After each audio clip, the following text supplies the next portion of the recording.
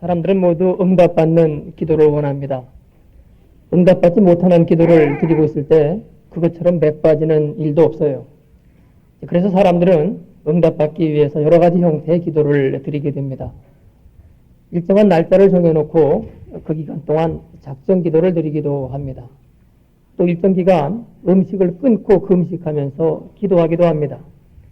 아니면은 산기도를 드린다든가 기도원을 찾는다든가 해서 특별한 기도를 드리기도 합니다. 어떤 형태의 기도이든지 간에 사람들의 마음속에는 한결같은 바람이 있습니다.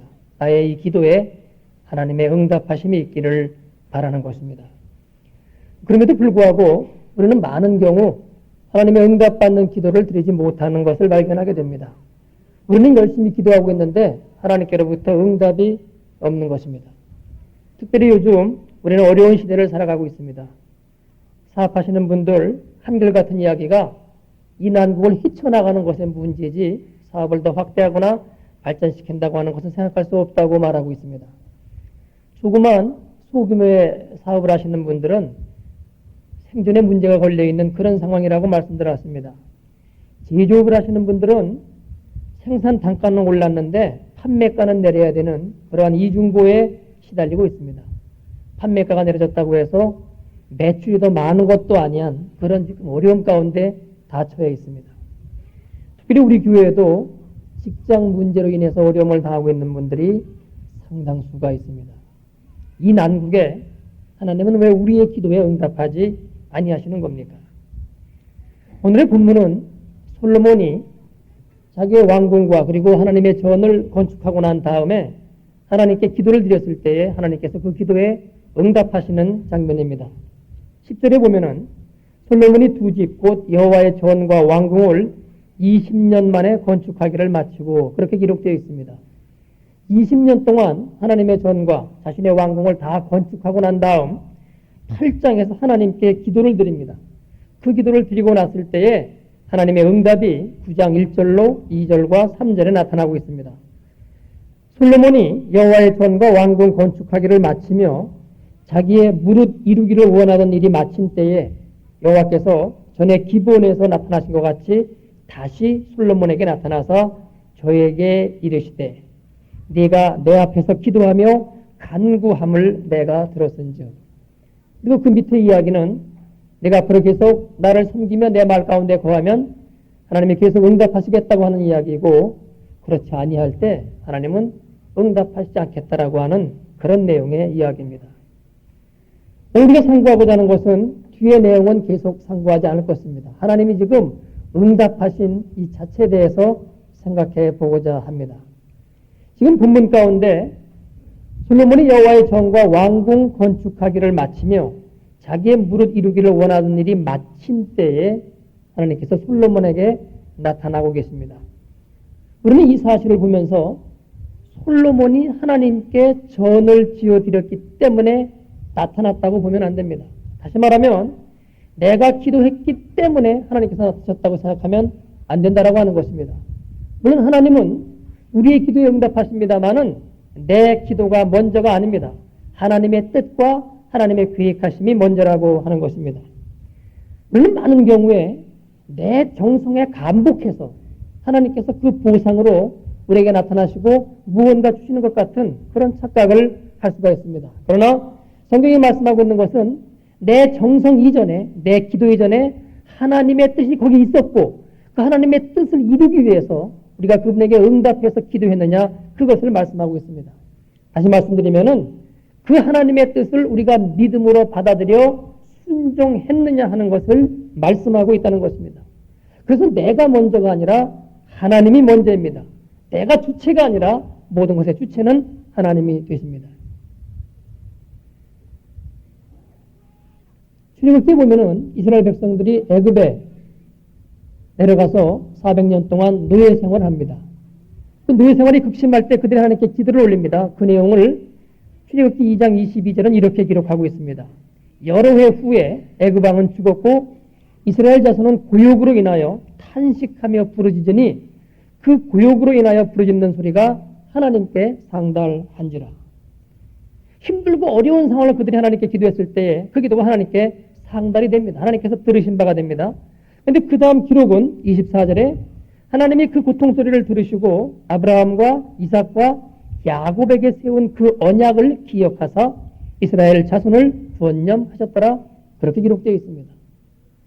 그들이 어려운 상황을 기도했습니다마는 그 이전 하나님의 계획하심이 있었습니다.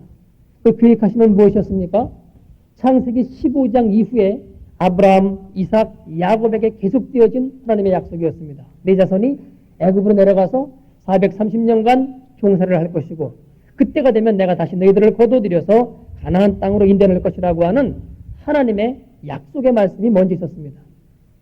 이들이 그 와중 가운데 기도할 때에 하나님께서 그 약속의 말씀을 기억하시고는 그들을 다시금 그 어려운 와중 가운데 건져내셨다라고 하는 것입니다. 이처럼 무작정적인 우리의 기도가 아닙니다. 하나님의 뜻이 있고 하나님의 뜻이 이루어지는 기도, 그 기도 가운데 하나님께서는 우리에게 당신의 말씀으로 인해서 응답하시는 것입니다. 지금 솔로몬의 기도도 한번 보시기 바랍니다. 열왕기상 8장 22절을 한번 보시기 바랍니다. 그 앞에 장입니다. 8장 22절입니다. 솔로몬이 성전을 낙성하고 난 다음에 낙성식에서 드리는 기도의 첫 마디입니다. 솔로몬이 여호와의 단 앞에서 이스라엘의 온 회중을 마주 서서 하늘을 향하여 손을 펴고 가로되 이스라엘 하나님 여호와여 상천하지에 주와 같은 신이 없나이다. 주께서는 온 마음으로 주 앞에서 행하는 종들에게 언약을 지키시고 은혜를 베푸시나이다. 주께서 주의 종 내 아비 다윗에게 허하신 말씀을 지키사 주의 입으로 말씀하신 것을 손으로 이루심이 오늘날과 같으니이다.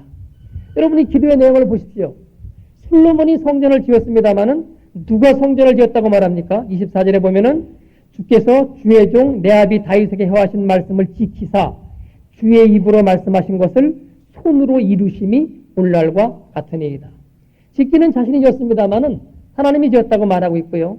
이것은 하나님이 미리 약속하신 그대로 지어질 수밖에 없다고 솔로몬이 신앙 고백을 하고 있습니다.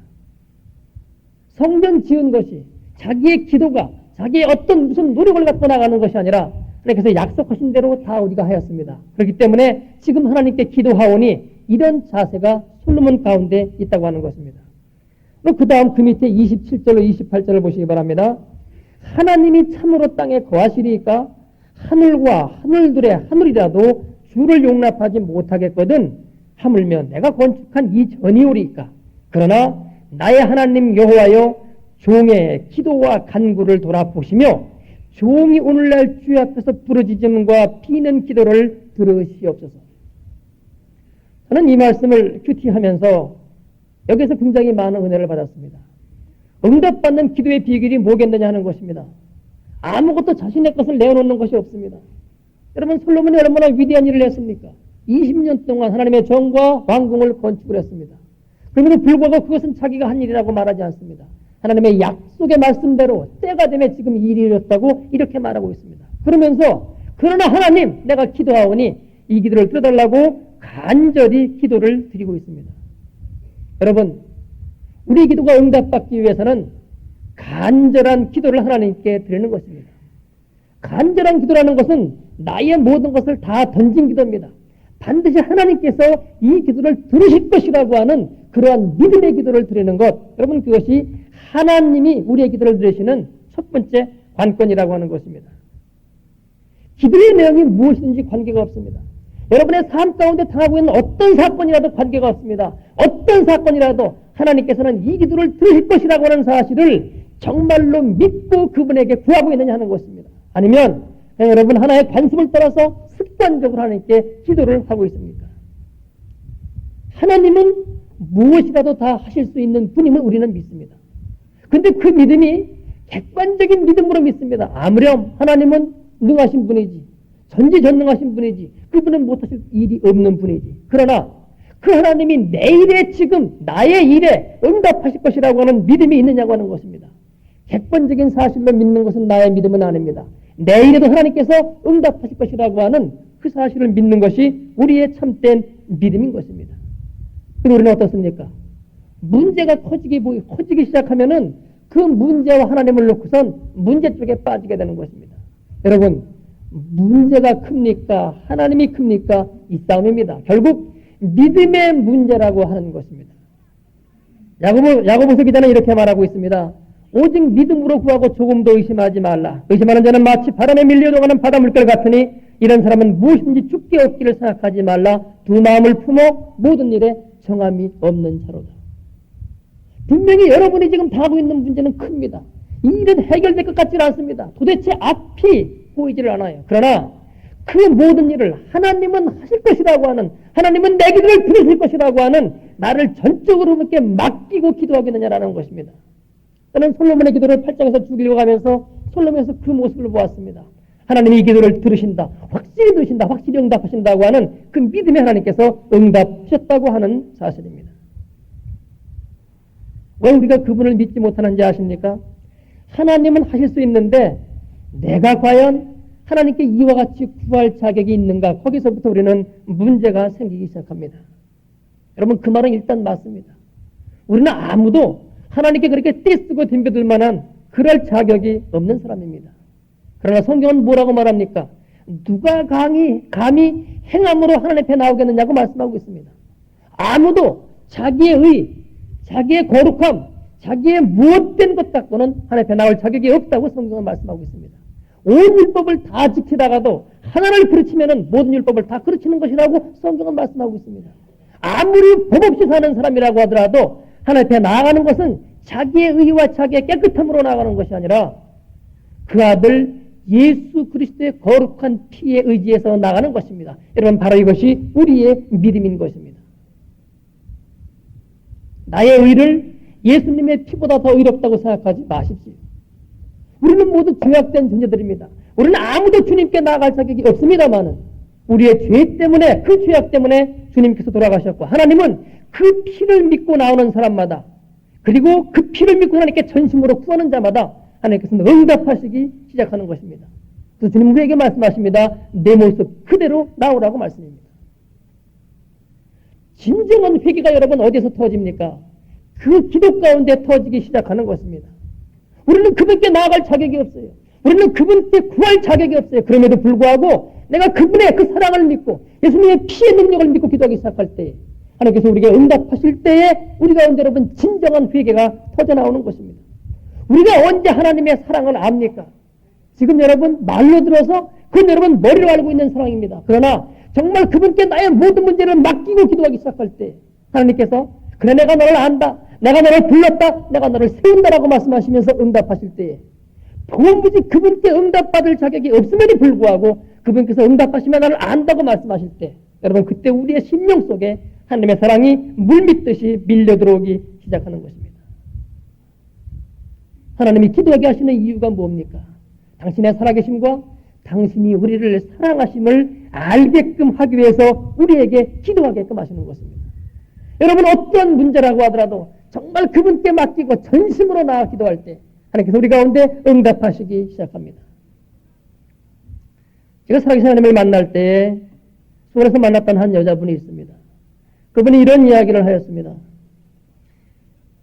남편이 공장에서 일하다가 그 돌아가는 그 피대 옷이 작업복에 걸려가지고 사람이 한 바퀴 돌아갔습니다. 머리를 다쳤다고 하는 이야기죠. 중상입니다. 살지 죽을지의 상황입니다. 밤에 그 이야기를 전해 듣고 난 다음에 그분은 신앙생활을 이렇게 열심히 했던 분은 아니었습니다. 워낙 다급한 상황이고 죽느냐 사느냐는 그런 연락을 받았기 때문에 집 앞에 있는 교회를 찾아갔답니다. 그런데 교회 문이 잠겨 있더랍니다. 그래서 교회 문고리를 붙잡고서 거기서 기도하기 시작했습니다. 하나님, 내 남편을 살려주십시오. 여러분 그 기도에 뭐가 필요했겠습니까? 거기 간절함 외에 여러분 무엇이 있었겠습니까? 기도하면서 눈물 콧물 자기가 그만큼 하나님께 기도할 만한 자격이 없는 거죠. 그동안에 자신의 신앙의 삶을 돌아다 보니까 하나님께 그렇게 할 만한 존재가 못 됩니다만은 의지할 분은 하나님밖에 없으니까 붙들고 기도하기 시작했습니다. 회개하고 간절히 믿기를 원하며 모든 것을 그분께 맡기고 기도하기 시작했을 때 저녁 9시 10시경에 들어가서 기도가 시작됐는데 깨고 보니 새벽이었다라고 하는 것입니다. 시간이 어떻게 흘러갔는지 모르는 것이죠. 자기의 모든 것을 다 던져서 하나님께 구했던 것입니다. 그런데 여러분 놀라운 것은 남편이 수술이 무사히 끝났을 뿐만 아니라 그 새벽에 그에게 하나님의 은사가 임했습니다. 새로운 사람이 되었습니다. 사물을 바라보는 눈이 바뀌어지기 시작했다고 하는 것입니다. 여러분, 여러분의 문제가 문제입니까? 아닙니다. 하나님은 그 문제를 통해서 우리를 새로운 사람으로 바꾸려고 하시는 것입니다. 여러분, 신앙생활하는 것이 무엇입니까? 하나님의 시각을 갖고 이 세상을 살아가는 것이 신앙생활입니다. 하나님의 시각을 갖고 보니까 보이는 문제가 문제가 아닙니다. 보이지 아니하는 진짜 문제가 있어요. 보이는 문제는 그 보이지 아니하는 문제가 해결되면 저절로 해결될 것이 보여요. 여러분, 바로 이것이 신앙생활입니다. 그러면 인생의 진짜 문제가 무엇입니까? 하나님의 약속들이 믿는다고 하는 내게 아직 이루어지지 않은 것. 여러분, 이게 문제 아닙니까? 죄의 문제 완전히 해결받았다고 성경은 말씀하고 있음에도 불구하고 우리는 죄의 문제를 아직 떨쳐버리지 못하고 있습니다. 성경은 말씀하시기를 믿는 자에게는 이런 능력이 나타날 것이라고 말씀하고 있는데 우리에게는 여러분 그런 믿음의 능력이 없습니다. 믿는 자에게는 놀라운 하늘의 기쁨과 감사와 이 세상에 줄 수 없는 그러한 평안과 속에서 샘솟는 생수가 흘러나올 것이라고 약속하고 있음에도 불구하고 하나님의 약속이 아직 우리 가운데 이루어지지 않고 있습니다. 왜 이런 일들이 우리에게 일어나지 않고 있는 겁니까? 정말로 그런 사실을 믿고 그분께 간구하는 기도를 드린 적이 우리에게 없었다라고 하는 것입니다. 그렇기 때문에 하나님께서는 이 일을 우리 가운데 허락하지 않고 있는 것입니다. 여러분, 이 사실을 놓고 한번 기도해 볼 마음이 없습니까? 나를 고쳐달라고, 새롭게 해달라고, 새로운 존재로 변화시켜달라고, 사랑이 하나님의 은혜를 덧입게 해달라고, 성경에 약속된 그 모든 것들이 내게 이루어지게끔 해달라고. 인류의 문제가 바로 이 문제라는 것을 성경에 어느 곳이 증거하고 있습니까? 사도행전 1장이 증거하고 있는 것입니다. 예수께서 승천하신 후에 120문도가 한데 모였습니다. 그들은 알았습니다. 이렇게 살 수는 없다는 것을. 주님처럼 살았으면 좋겠는데, 주님처럼 능력의 삶을 살았으면 좋겠는데, 이 땅의 삶이 아니라 하늘의 삶을 실제로 이 땅에서 살았으면 좋겠는데, 그들이 그 문제를 안고 하나님 앞에 전심으로 열흘간 기도하기 시작할 때 성령이 그들에게 임하면서 그들을 새로운 사람으로 변화시켰습니다. 보이는 사건을 따라가는 삶이 아닙니다. 먹고 마시는 것의 문제가 아닙니다. 어떻게 하면 주님의 나라를 이 땅에 이룰 것인가. 그런 가운데 그들은 새로운 삶을 향해서 나아가기 시작했다라고 하는 것입니다. 지난주에 저는 한 교회 개업 예배에 참여했습니다. 그래서 제가 마태복음 6장 33절 말씀을 갖고 증거했습니다. 너희는 먼저 그의 나라와 그의 의를 구하라. 그러면 이 모든 것을 너희에게 더하시리라. 함께 공부하는 많은 목사님들이 참석했는데 이 성경 말씀으로 개업 예배를 인도하는 건 처음 봤다라고 하는 이야기였습니다. 근데 그러면서 그 다음 이야기가 그러나 정확한 말씀이었다. 우리에게 주어 있는 모든 하나님의 기업이 하나님의 영광을 위해서 있는 것이고 하나님의 영광 때문에 우리에게 주어진 것인데 정확한 하나님의 말씀이었다. 그런 이야기였습니다. 여러분, 신앙의 삶이라고 하는 것은 보이는 현상을 따라가고 거기에 우리의 마음이 연연하는 것이 아니라 하나님께서 약속하신 놀라운 나라를 바라보며 그것을 이 땅에 구현하는 것입니다. 이제 여러분, 한국교회가 상화됩니다. 이제까지 한국교회는 예수 믿고 구원받는 것이 다인 것처럼 여겼습니다. 그러나 학생 선교단체들은 그들이 예수를 알고 복음 전하는 것에 초점을 맞추었습니다. 그렇기 때문에 그들은 생동감 있고 그들은 살아있었습니다. 이제는 교회가 정말로 주님이 원하시는 것이 무엇인지 그리고 하나님의 나라를 이 땅에 이루는 일에 나가야 될 것입니다. 그래서 교회에서 나를 드러내는 것이 아니라 나는 숨겨지며 내게 주신 하나님의 달란트만이 이 땅에 나타남으로써 모든 교회가 사역적인 영성으로 바뀌어져야 될 때입니다. 여러분 모두에게 하나님 주신 달란트가 있습니다. 그 달란트가 나는 죽고 오직 그것만이 살아나서 하나님의 교회가 부흥 발전되어야 된다고 하는 것입니다. 여러분 진정한 교회의 부흥은 교회 안에 회심하는 사람들이 늘어나야 됩니다. 변화하는 사람들이 여러분 늘어나야 됩니다. 그래서 그리스도의 인격을 닮아가는 사람들이 많아짐으로 인해서 훈훈한 사랑의 공동체가 되어가는 것, 이것이 진정한 교회의 부흥의 모습입니다. 그리고 그러기 위해서는 이 모든 것이 기도로부터 시작돼야 됩니다. 기도가 없는 교회의 모든 외적인 부흥은 하나님이 원하시는 진정한 부흥이 될 수 없기 때문입니다. 인류 역사상 모든 위대한 부흥은 몇 사람의 기도로부터 시작했습니다. 사도행전 1장의 사건은 120명이라고 하는 어마어마한 사람이 모여서 여러분 기도했습니다마는 그 인류 역사상에서 영적으로 이 땅의 역사가 침체될 때마다 다시금 부흥의 불길이 일으킨 것은 3명, 4명, 5명으로 시작된 매일매일의 기도의 모임 가운데 하나님께서 그 기도의 모임에 성령의 불길을 부어넣기 시작했을 때 그들로부터 위대한 부흥이 일어났습니다. 제 생각에는 하나님이 이 나라 이민족에게 한 번 더 기회를 주시리라고 저는 믿는 사람입니다. 이 나라 이민족을 이렇게 그대로 가라앉게 하지는 않을 것이라고 저는 생각하는 사람입니다. 여러분, 지금 이 IMF의 이 어려운 사태요, 깨어 기도하라고 명하시는 내용으로 저는 믿습니다. 그래서 이 나라 이민족을 다시 한번 새롭게 하시겠다고 하는 그런 신호인 줄로 저는 믿습니다. 오늘부터 당분간 요한복음의 강해를 중지하고자 합니다. 그리고 몇 가지 주제로 나눠서 설교를 하려고 합니다. 첫째는 교회에 대한 것이 아마 설교에 많이 나올 것 같습니다. 교회란 과연 무엇이냐? 하나님이 원하시는 교회의 모습이 무엇이냐 하는 것입니다. 두 번째로는 왜 기도하지 않으면 안 되는가? 하나님이 원하시는 교회의 모습을 만들기 위해서는 무릎 꿇고 기도하는 사람이 필요하다라고 하는 것입니다. 하나님의 나라를 이 땅에 실현시키는 일에 확실한 비전을 갖고 나를 살리고 우리 광안교회를 살리고 그래서 부산을 살리며 이 시대 이 나라 이민족을 살릴 그 몇 명은 과연 누구입니까? 여러분을 그 기도에 초대합니다. 기도하겠습니다. 주님이 우리에게 주신 것은 힘없고 나약하고 주저앉아 있는 것이 아니라 생명을 주셨고 또한 풍성한 생명을 주셨다고 약속하고 있습니다. 하나님의 약속하신 모든 것들을 우리가 믿음으로 간구할 때 주께서 우리에게 허락하심을 믿습니다. 주님, 우리에게 기도할 수 있는 은혜를 허락하여 주옵소서. 전심으로 간구할 수 있는 은총을 허락하여 주옵소서. 그런데 성령께서 우리에게 임하사 우리를 변화시키고 우리 교회를 변화시키고 이 부산 도성을 변화시키고 이 나라의 새로운 시대를 여는 우리가 될 수 있도록 인도하여 주옵소서. 믿고 구하는 자에게 성령으로 역사하실 것을 믿습니다. 이 모든 말씀 예수 그리스도의 이름으로 기도드리오.